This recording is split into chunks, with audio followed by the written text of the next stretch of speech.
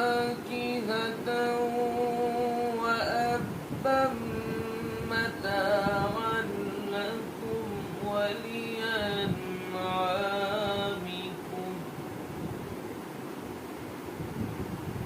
فإذا جاءت الصاخة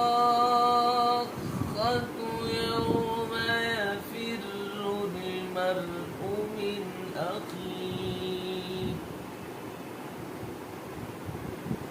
وأمه وأبيه وصاحبته وبنيه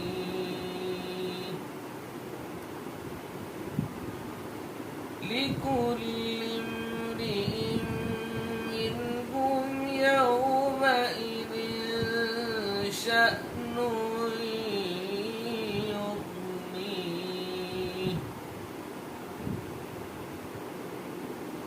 وجوه يومئذ مسفرة ضاحكة